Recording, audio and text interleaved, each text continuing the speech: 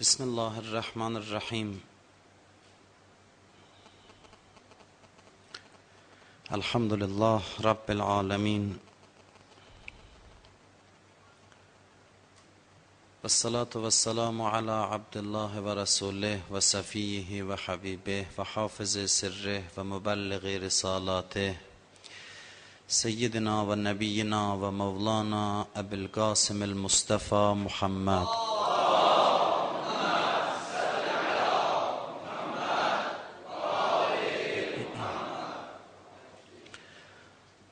وعلى أهل بيته الطيبين الطاهرين المعصومين المكرمين سيما الحجة بقية الله في الأراضين روحي وأرواح العالمين لتراب مقدمه الفداء ولعنة الله على أعدائهم أجمعين من الآن إلى قيام يوم الدين. أعوذ بالله من الشيطان الرجيم.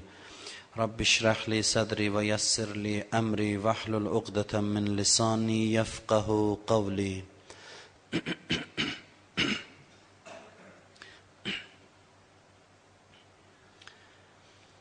Neçə gündür bu orucluq məclislərində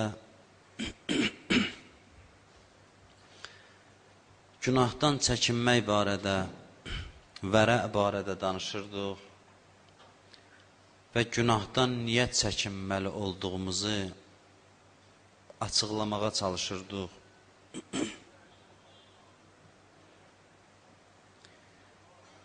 Günahın pisliyini dərk eləmək üçün, günahın pisliyini başa düşmək üçün yaradılışın fəlsəfəsini bilmək lazımdır.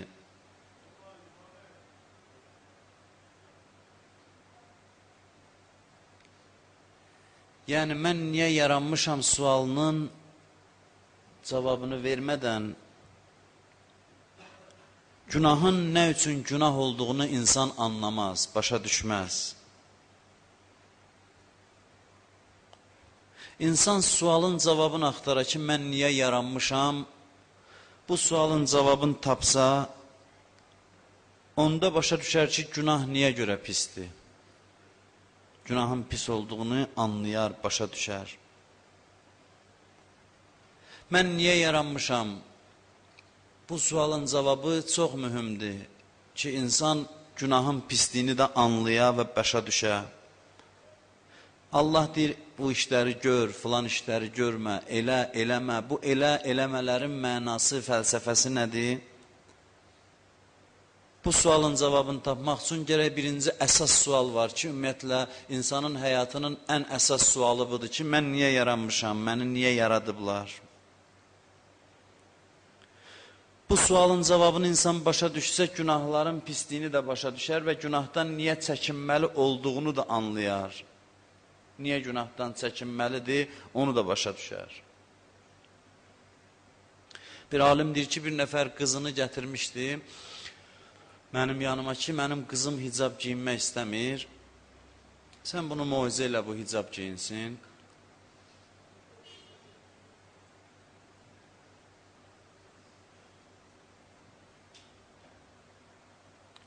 Deyir, oturmuşduq ki, danışaq hicab barədə, elə təsadüfən söz nəsə yaradılışdan düşdü, dindən düşdü, Allah insanı niyə yaradı? Biz də elə belə indi hələ ki, məsələn, söhbətə başlamamışdan bu mövzularda danışdıq. Bu mövzular qutarandan sonra dedim, hə, indi əsas sualın nə idi hicabla bağlı buyur. Deyim, mənə dedi ki, mən sualımın cavabını tapdım. Mənə ehtiyac yoxdur da hicabı təbliğ eləməyə. Mən ki, başa düşdüm nə üçün yaranmışam, bunu ki, siz mənə başa saldınız, da elə mənim o bütün suallarımın cavabı idi. Bəzən bizim cavan oğlanlar din təbliğ eləyəndə xanımlara birbaşa əmrlə başlayırlar ki, hicab giyinməlisən. Başını bağlamalısan. Bu səhv təbliğ yoludur. Bu düz yoldur. İnsanı başa sala bilsin ki, insan nə üçün dünyaya gəlib. İnsana dinin fəlsəfəsini başa salsın, hicabı rahat başa düşər. Əmrlərlə, cəmaatla danışmaq olmaz. Namaz qıl, hicab giy, filan şey. Bu danışıq yoludur, danışıq üslubudur bu. İnsanın yaradılışın fəlsəfəsini bilmək lazımdır. İnsan yaradılışının fəlsəfəsini bilərsə, o zaman günahların da niyə günah olduğunu anlayar.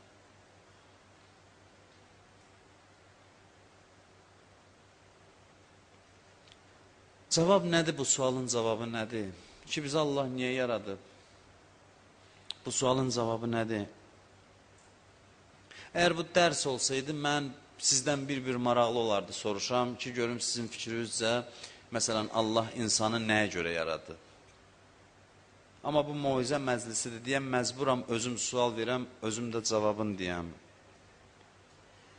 Adətən soruşanda Allah insanı niyə yaradıb? Cavab belə olur ki, Allah bizi yaradıb kamilliyə çataq, kamala çataq, kamil olaq, filan olaq. Biz elə başa düşürük, bəzən belə təbliğ edirik ki, dünyada biz kamil olmalıyıq, sonra da ölüb gedib cənnətdə yiyib içib keyf eləməliyik.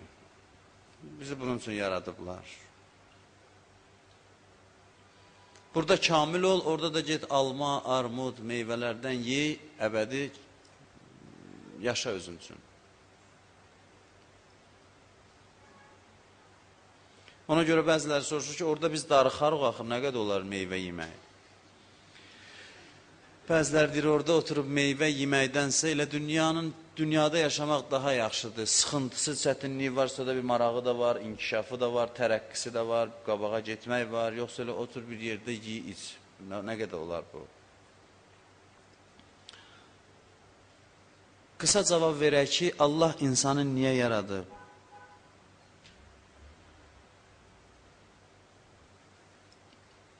Sadə cavab verək, çünki bu moizə məclisidir. Mən fəlsəfəsini açıqlamaq istəmirəm. Yaradılış fəlsəfəsi filandır, filandır. Bu, orucluq məclisidir, mənəvi məclisi olmalıdır. Və burada yaxşıdır ki, sadə dilindən haqqı, həqiqəti çatdıraq. Sadə dil mənası budur ki, biz səhv söz danışaq. Həqiqətin özünü, məğzini çatdıraq, amma biraz sadə dilindən çatdıraq. Diqqət eləyin, bax bu sözə, bunu ölənəcən yadda saxlayın. Mənlə gəlsin, xeyrizə olar bu söz. Bunu həmişəlik yadda saxlayın. Bu bir cümləni. Diqqətiniz məndə olsun. Bu bir cümləni həmişəlik ölənəcən yadınızda saxlayın. Ki, sual versələr, bizi Allah niyə yaradıb? Bir cümlə ilə cavabı budur ki, bizi Allah ona görə yaradıb ki, biz onun vücudundan ləzzət alaq. Allahın vücudundan ləzzət almaq üçün yaradıb. Allah var, biz də varıq. Elə də, Allah var, bizlər də varıq. Görəsən, Allahın varlığından bizlər ləzzət ala bilərik ya yox? Bu varlığın bizə bir ləzzət verici xüsusiyyəti var ya yox? Allahın varlığının bizə ləzzət vermək qabiliyyəti, xasiyyəti var ya yox? Bəli, elə bunun üçün də insan yaranır. İnsan yaranıb ki, Allahın varlığından, vücudundan ləzzət alsın. Amma bu dünyada mümkün olmur. Dünyada olur, hərdən zərrəsini dadızdırır adama. Amma bunu tam mənada dünyada insan Allahın varlığından tam mənada ləzzət ala bilməz. Biz onun üçün yaranmışıq ki, Allahın varlığından ləzzət alaq cənnətdə. Soruşsalar ki, cənnətdə bizim işimizin adı nədir? Cənnətdə işimizin adı nədir? Cənnətdə işimizin adı Allahın vücudundan ləzzət almaqdır. Bu hansı vasitə ilə olur? Bu, mərifət vasitəsi ilə olur, Allahı tanımaqla. Allahı tanıyırsan dünyada. Sonra gedirsən bu mərifətdən ləzzət almaq üçün əbədi qalırsan Allahın yanında. Olmaz ki, biz dünyada ləzzət alaq, həmin Allahın varlığından olmaz. Çünki bu dünyanın tutumu məhduddur.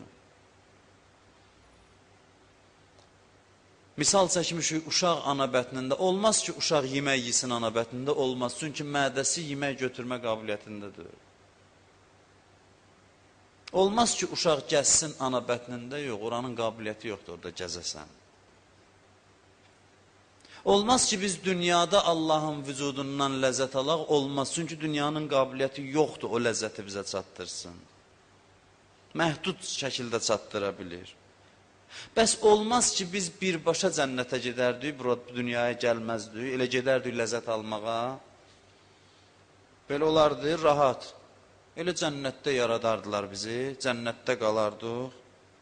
Birbaşa ora gedərdik? Yox, o da olmaz. Çünki bu mərhələləri keçməmiş, ruhun o tutumu yaranmır. Ruhun o zərfiyyəti olmur o ləzzəti almağa. Ruh gərək gəlsin burada genişlənsin, tutumu artsın ki, gedib orada o mərifətdən ləzzət ala bilsin. Hökmən bu məhdudiyyət dünyasına gəlməlidir. Bu məhdudiyyətlər vasitəsilə genişlənməlidir. Gedib orada o genişliyi, tutumu miqdarında mərifətdən ləzzət almalıdır.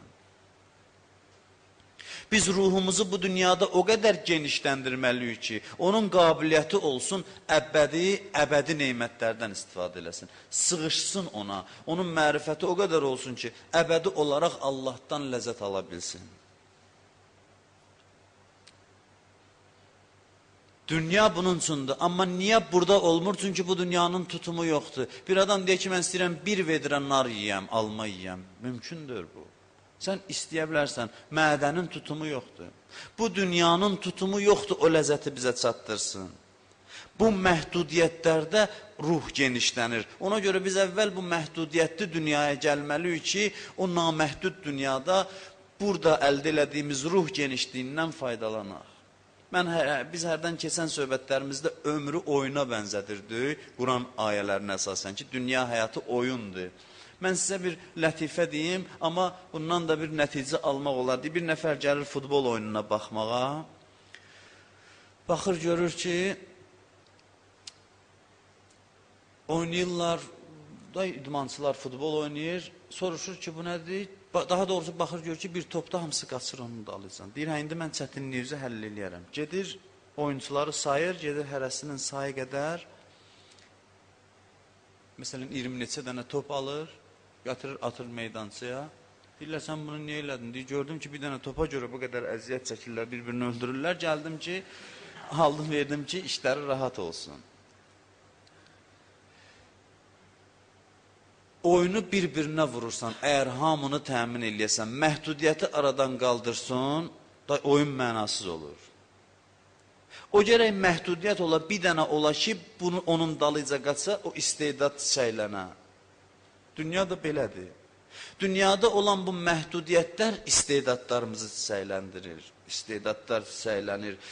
O məhdudiyyət olmasa, hər şey burada olsa, ruh inkişaf eləməz. Bizə lazımdır ki, bu ruhu genişləndirək. Burada hər şey ürəyimiz istəyən hər şey olsa, o zaman ruhumuz elə dar çərçivədə qalar və o ləzzətlərdən faydalana bilməz. Ona görə də bizi bu dünyaya göndəriblər. Onun üçün göndəriblər ki, biz burada tutumumuzu artıraq, sonra gedək, ən böyük ləzzət verəcək Allah bizə. Dünyanın ləzzətpərəstləri var, deyirsən, niyə dinə gəlmirsən? Deyir, mən ləzzət almaq istəyirəm, keyf eləmək istəyirəm. Elə deyirlər. Biz deyək, ay dünyanın ləzzətpərəstləri, din elə ləzzət üçün yaranıb, din elə, Allah sizə elə bunun üçün yaradıb ki, siz bunu arzulayırsınız. Demirsiniz, mən ləzzət istəyirəm, dinə gəlmirəm. Yox, elə din ləzzət üçün yaradıb insanı. Ən böyük ləzzət üçün yaradıb. Özdə bu məcazi ləzzət deyir, dünyada deyirik ki, məsələn, orucun ləzzəti, yeməyin ləzzətindən artıqdır, biri də ac qarnına oturub, deyir, məsələn, danışırsan da, deyirsən də. Bu, o ləzzətdəndir. Cənnətdə, yəni, o cür beynünüzdə gəlməsin ki, bir vaiz də çıxıb minbərdə danışır, oranı tərifləyir falan. Yox, orada məhdudiyyətsiz, əziyyətsiz ləzzət var. Biz ki, deyirik, mərifətdən insan ləzzət alacaq, ləzzətin mütləqidir o. Orada əziyyət yoxdur, deyəsən, hə, bu mənəvi ləzzətdir, bu nə bilim filan ləzzətdir. Yox, bu elə ləzzətin özüdür. Allah bu ləzzət üçün insanı yaradır.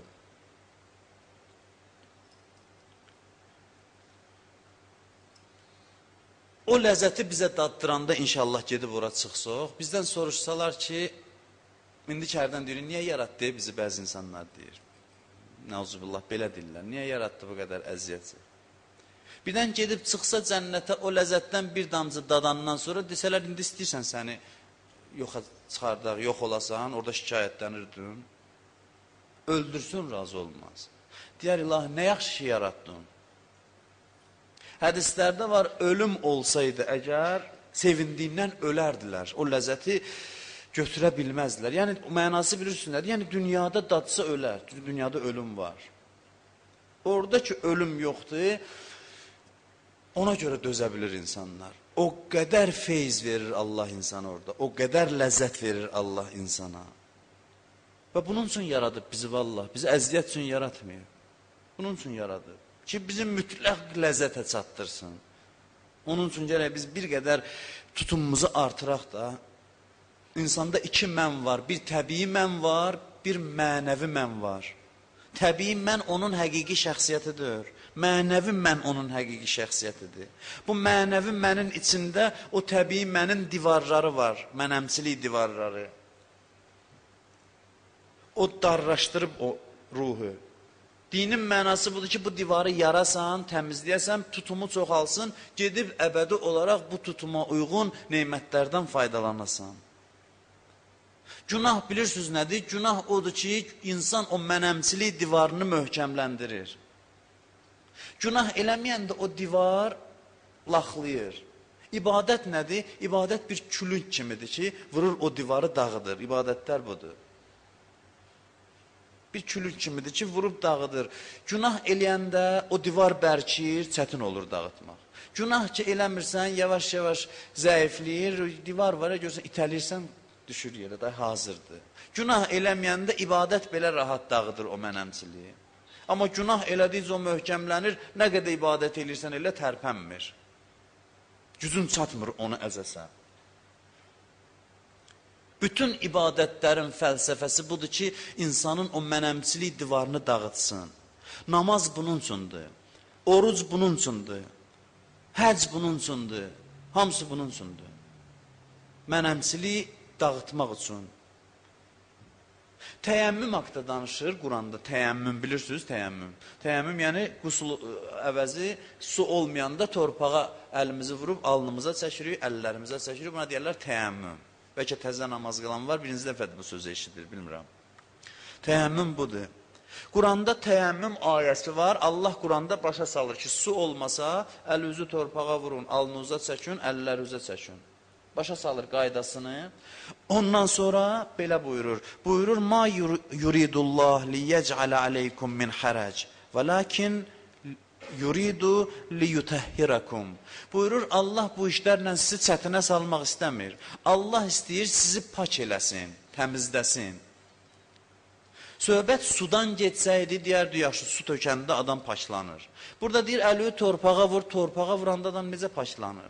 Bəllidir ki, burada başqa paçlıq nəzərdə tutulur. Yəni, əlinizi vurun torpağa, tozu üzünüzə çəkin, o mənəmçilik, təkəbbür, qürurdan paçlanın, təmizlənin. Təyəmmüm bunun üçündür. Ona görə deyir, bu sizin paçlanmağınız üçündür. Çoxu bu şeylərə görə namaz qılmır, valla. Deyim, mən boyda adam, məsələn, neçə dənə elmi əsərin müəllifi quma əlimi vurub başıma çəkəcəm. Həqiqətən, bunlar mane olur bəzi insanlara. Allah da gətirib bu sadə şeyləri dində qərar verib ki, o mənəmsilikdən təmizləsin insanı. Təsəvvür edirsən, var dövlətli, sərvətli bir insan bir yerdə məhşur adamdır, su tapmır, götürür, əlini vurur, toza torpağa boyanır. Allah deyir elə, bu ibadətləri onun üçün qoymuşam ki, o mənəmsiliyi, təkəbbürü sizdə qırsın, sizi ondan təmizləsin. Paçlıq bunun üçündür. Paçlıq bu vasitə iləndir. Günah oddur, ibadət o odu təmizləyir, o odu söndürür. Hədisdə var, namaz vaxtı bir mələk nida eləyər ki, ey insanlar, durun, namaz qılın, namaz qılmaqla öz əlinizlə yandırdığınız atəşi, odu söndürün. İmam Səccad əleyhissalam bir gün namaz qılır, evi yanır, evin bir küncü yanır.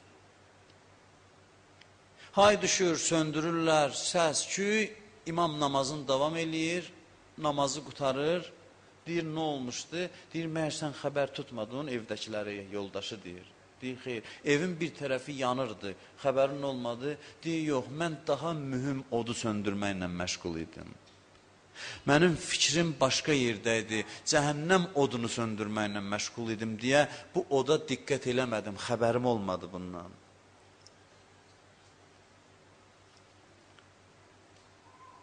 Paklanmason mənəmsilikdən, dindən heç bir ləzzət ala bilməzsən.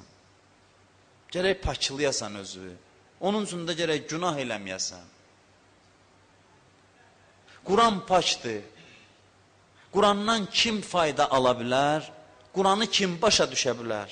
Çox savadı olan yox. Quran buyurur, İnnehu lequr'anun kerim fi kitabin meknun la yemessuhu illel mutahharun. Buyurur, bu bir kitabdır, kəramətli bir kitabdır və ondan ancaq paçlardan başqa heç kəs faydalana bilməz. Gərək təmizləyəsən özü ki, Quranı başa düşəsən. Quranı oxumaqla yox təkcə, təmizləməklə başa düşərsən. Quran necə paçdır, Quranı bizə çatdıran mənbə də gərək paç olsun. Bulaq görürsən qaynayır, yolda bulaşır, xarab olur. Quran bir bulaq kimi qaynayır, bizə çatdıran vasitə kimdir? O əhl-i beytdir, gərək o da pak ola. Odur ki, Allah Quranda buyurur, İnnəmə yuridullah liyuzhibə ankumur ricsə əhləl beyt və yutəhhirəkum tədhira. Allah iradə eləyib, siz əhl-i beytdən, Peyğəmbər ailəsindən hər cür çirkinliyi uzaq eləsin və sizi təmizləsin. Yəni, necə Quran paçdır, mənbəsi paçdır, siz də Quranı çatdıran yollarsınız, siz də gərək pak olasınız ki, Quran yolda aluda olmaya, xarab olmaya. Ondan sonra hədis var ki, Təhhiru əfvaəkum fə innəhə turuqul Qur'an. Buyurur ki, ağızlarınızı pak eləyin. O mənada yox, dişlərinizi təmizləyin. O mənada ki, günah söz danışmayın. Çünki ağızlar Quranın yoludur. Yəni, Quran ağız vasitəsilə oxunur və əgər bu dillə günah eləyəcəksənsə, o saf Quranı çirkləndirəcəksən və qəlbə təsiri olmayacaq onun. Qəlbə gedib çıxanacan çirklənəcək. Ona görə təmiz saxlayın. Yəni, günah eləməyin. Günahdan təmiz saxlayın. Məhdudiyyətlər ruhu genişləndirir. Bəziləri deyir, gözünüzü açın ki, görəsiniz. Din böyükləri deyir ki, gözünüzü bir çox şeyə yumun ki, görə biləsiniz. Bəzi şeylərdən gözü yummasın, qəlbin gözü ilə həqiqətləri görə bilməzsən.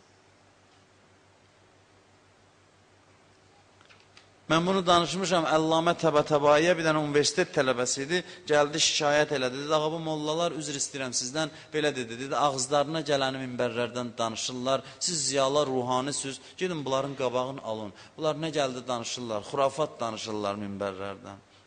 Soruşdu ki, nə danışıblar ki, belə narahatsan? Dedi, bu gün Aşura günü idi, məscidə getmişdim, bir ruhani çıxmışdı minbərdən, danışırdı, dedi ki, ay insanlar, yer, göy bugün İmam Hüseynə ağlayır. Deyir, axı bu 21-ci əsrdir, məsələn o vaxt 20-ci əsrdir, yer, göy də ağlayar. Əllamə Təbətəbai deyib, başına aşağı saldı, dedi, düz deyirsən, Urvayı səhv danışıb, düz danışmayıb. Deyir, görürsünüz, ağa, mən də bunu deyirəm, qabağın alın bu vaizlərim falan. Deyir, o səhv deyib, səhv bunu deyib ki, yer, göy İmam Hüseynə ağlayır. Gərək deyərdi, yer, göy qan ağlayır İmam Hüseynə. Gərək belə deyərdi. Deyir, dedi, siz də bu sözlərdən danışırsınız. Deyir, kuzə var idi, kuzə parçası yerdə. Götürdü, dedi, bu nədir, dedim, kuzə. Deyir, böldü əli ilə böləndə gördüm, qan axdı, töküldü əllərinə. Dedi, indi gördün ki, yer, göy qan ağlayır. Qəlb gözü lazımdır ki, insan bu həqiqətləri görə. Və bu qəlbin gözünün açılması üçün gərək gözü məhdudlaşdırasan. Məhdudiyyət olmasa genişlənmə olmur. Təbii göz, maddi göz bir çox haramlardan yumulsun ki, qəlbin gözü açılsın. Cənnətdə deyir, gözəl səslər var eşitməli. Amma bu dünyada hər səsə qulaq asan, hər sözə qulaq asan, məhrum olacaq o səsləri eşitməkdən.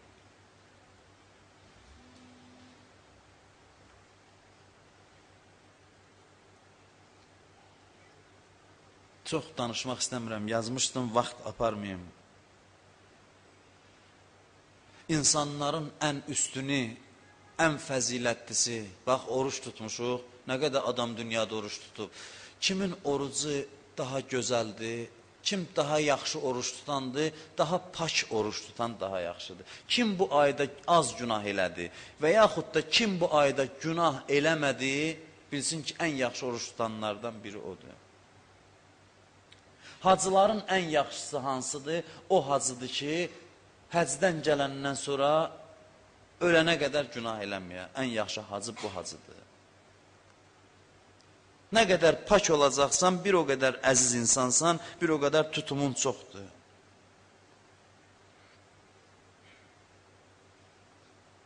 Allah yolunda nə qədər adam şəhid olub? Çox adam. O şəhidlərin ən üstünləri kimlərdir? Bilirsiniz, Kərbəla şəhidləri. Kərbəla şəhidləri bilirsiniz, niyə üstün idilər? Çünki ən pak şəhidlərdilər. Ən pak, ən təmiz, ən pak insanlardır. Çünki onların bir zərrə qədər düşmənlərə qələbə çalma şansı yox idi. Onlar yəqin bilirdilər ki, burada söhbət ölümdən gedir. O yan bu yan yoxdur.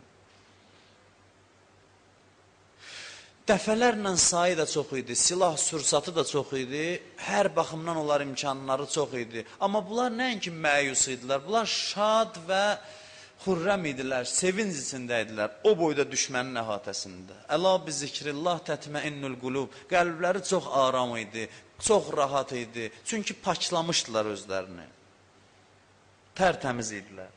Onlar bilirdilər ki, bunlar öləndən sonra da bunlardan, deyirlər İmam Zaman ağanın dövründə şəhid olanlar, niyə İmam Hüseynin yanında şəhid olanlardan aşağıdır dərəcələri? Deyirlər ona görə ki, İmam Zaman dövründə şəhid olanlar izzətlə dəfn olunacaqlar. Onlar bilirlər ki, imamlarının yanındadır və sonu qələbədir. Amma bunlar bilirdilər, özlərindən sonra malları müsadirə olunacaq. Mən bir şey oxudum, yazır ki, oxlara, nizələrə Kərbəla şəhidləri öz adlarını yazırdılar, atırdılar Ömər Səədə tərəf ki, yəni biz gizlətmirik kimi.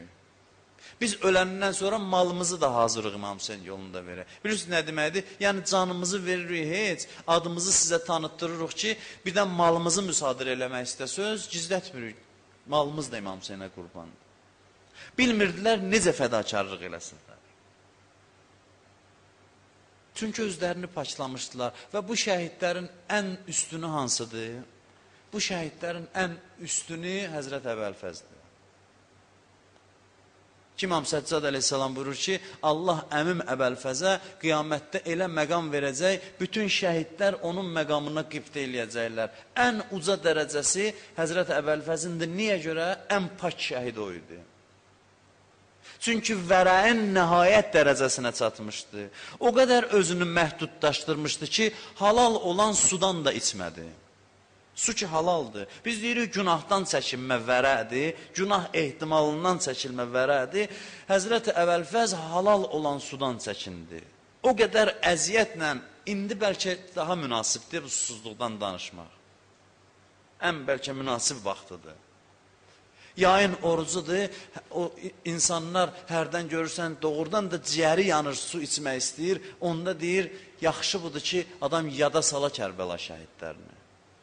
Neçə gün susuz, ac, ən isti gün, döyüş, mübarizə apar.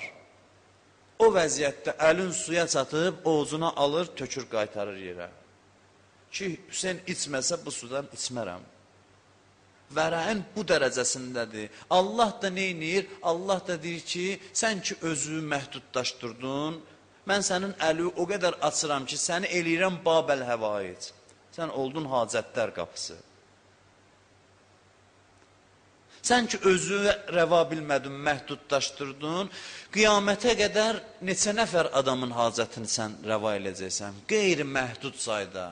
Qeyri-məhdud sayda. Dərdi olanlar hamısı sənin qapıva gələcək, sən onların hacətlərini rəva eləyəcəksən. Həzrət Əbəlfəz çox narahat idi ki, İmam Hüseynin hacətini yerinə yetirə bilmədi. Çünki İmam Hüseyin onu su dalıca göndərmişdi. Çox narahat idi ki, mən suyu xeyməyə çatdıra bilmədim. Onun narahatçılığına görə Allah dedi, eybi yox. Hüseynin hacətini yerinə yetirə bilmədin, qiyamətə qədər Hüseyni sevənlərin hamısının hacətini sənin əlindən rəva eləyəcəm. Bu niyə görə bu qədər qiymət tapıb? Ona görə ki, özünə məhdudiyyət yaratmışdı. Ona görə ki, paklamışdı özünü, günahdan uzaq olmuşdu. Və sonunda bunu deyim, Peyğəmbər səhabələri, nə qədər səhabəsi vardı Peyğəmbər? Bilmirəm, sayı çox idi. O səhabələrin ən üstünləri hansılar idi? Onlar idi ki, özlərini paklamışdılar. Onlardan biri Əbuzər idi. Əbuzəri rəbəziyə sürgün eləyirlər. Əbuzər bilirsiniz, susuz, acından, aclıqdan ölüb. Yəni çörək tapmayıb, yeməyə acından ölüb. Əlinin haqqını müdafiə elədiyinə görə sürgün olunub Rəbəziyə. Qızı deyir ki, taqəti yox idi, qoca adam idi Əbu Zər. Uzandı qumun üstündə. Dedim, ata niyə qumun üstündə uzandı? Dedi, qızım, taqətim yoxdur, azından oturmağa da taqətim yoxdur. Sən bəlkə cavansan, mən yaşlıyam, mənim halım yoxdur aclığa dözəm. Uzandı, dedi, qızım, gəz bu səhranı, gör bəlkə otdan, yarpaqdan nəsə tapasan, yiyək biz. Heç ot da yoxdur. Gəz gör, nə tapırsan ki, biz yiyək bir şey. Qız deyir, getdi, gəldi, qurur Rəbəzə çölünün səhrasıdır. Gəldi, dedi, ata, heç nə tapanmədim. Heç nə yoxdur yeməyə. Dedi, onda qızım, başımı al dizinin üstünə. Hiss edir ki, desən, dünya ilə vidalaşmalıdır. Başımı al dizinin üstünə. Qızı deyib, başını aldı. Bir də gördü, atası baxır, gülür. Belə deyir, İleyhisselam, aleyhisselam, minhusselam. Belə sözlər deyir. Bihisselam. Öz-özünə fikirləş ki, bu nə sözdür atam deyir burada. Gülür özü üçün, keyf eləyir. Bu Rəbəzənin səhrasının 50 dərəcəli istisində az susuz bu gülə-gülə salam deyir. Deyir, ata nə olub, nə məsələdir bu? Gülə-gülə deyir ki, qızım, ölüm mələyi gəlib, ölüm mələyi gəlib, ədəblə dayanıb mənim qabağımda. Deyir, ya Əbu Zər, Allah dedi ki, get Əbu Zəri gətir, vaxtı çatıb. Amma bir söz dedi Allah mənə, dedi ki, Əbu Zərin canını almamışdan qabaq, mənim salamımı ona çatdır, sonra canını al. Sənin canını almağa gəlmişəm, amma əvvəl müjdə olsun sənə ki, Allahın salamını sənə gətirmişəm. Allahın sənə salamı olsun deyib, onun canını alır. Neçə səhabə var bu dərəcədədir? Niyə Əbu Zər bu dərəcədədir? Ona görə ki, günahı tanıyandan ona yox deyib. Bilib ki, olmaz deyib, mən olmazsa olmaz. Bir dəfə bilib olmaz, olmazı biləndən sonra tərk eləyib. O dərəcələrə çatmağın bircə yolu var. Birinci və sonuncu addımı budur ki, adam günah eləməyə. Və Ramazan ayı bizə bunu öyrədir ki, bizə təqva dərs öyrədir. Bizi günahdan çəkinməyə öyrəşdirir. Allahümmə inna nəsəlükə və nəd'uk. Bismikəl azimil əzəm, əl-əzzil əcəllil əkrəm və bil-Hüseyni ya Allah. Ya Allah, ya Allah, ya Allah, ya Allah, ya Allah, ya Allah, ya Allah, ya Allah, ya Allah. İlahi, əllərimizi naumid qaytarma. Amin deyən dilləri lal öldürmə. Bağışlamamış bizi bu dünyadan aparma. Xəstələrimizə şifa mərhəmət elə. Ölənlərimizi qəriq rəhmət elə.